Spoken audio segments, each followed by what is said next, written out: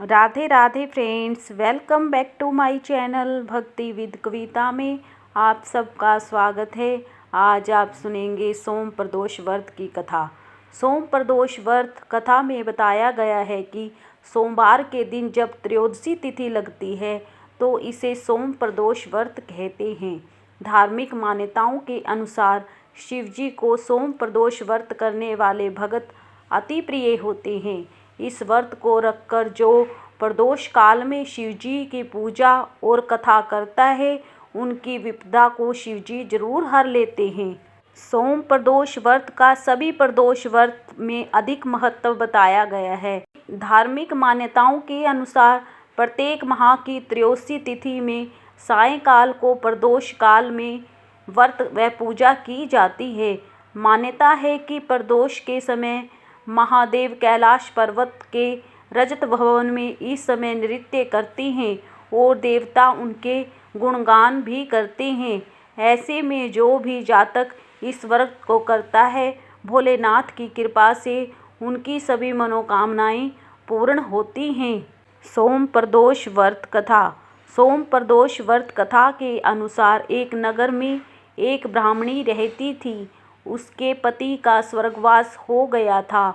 उसका अब कोई आश्रयदाता नहीं था, इसलिए प्रातः होते ही वह अपने पुत्र के साथ भीख मांगने निकल पड़ती थी। भिक्षा से ही वह स्वयं का और अपने बेटे का पेट पालती थी। एक दिन ब्राह्मणी घर लौट रही थी तो उसे एक घायल अवस्था में लड़का कराता हुआ मिला। ब्राह्मणी दयावश उसे अपने घर ले आई। वह लड़का विदर्भ का राजकुमार था। शत्रु सेना ने उसके राज्य पर आक्रमण कर उसके पिता को बंदी बना लिया था और राज्य पर नियंत्रण कर लिया था, इसलिए इधर उधर भटक रहा था। राजकुमार ब्राह्मणी पुत्र के साथ ब्राह्मणी के घर रहने लगा। तभी एक दिन अंशुमति नगरी की गंधर्व कन्या ने राजकुमार को देखा तो वह उस पर मोहित हो गई। अगले दिन अंशुमति अपने माता पिता को राजकुमार से मिलाने लाई। उन्हें भी राजकुमार भा गए।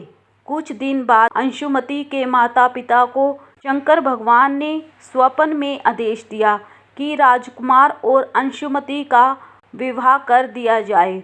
उन्होंने वैसे ही किया। ब्राह्मणी प्रदोष व्रत करती थी।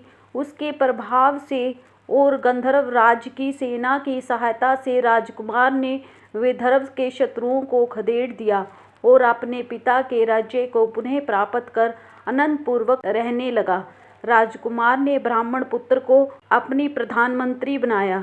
ब्राह्मणी के प्रदोष व्रत के महत्व में से जैसे राजकुमार और ब्राह्मणी पुत्र के दिन फिरे वैसे ही शंकर भगवान अपने दूसरे भक्तों के दिन भी फेरता है। अतः सोम प्रदोष करने वाले सभी भक्तों को यह कथा जरूर पढ़नी व सुननी चाहिए।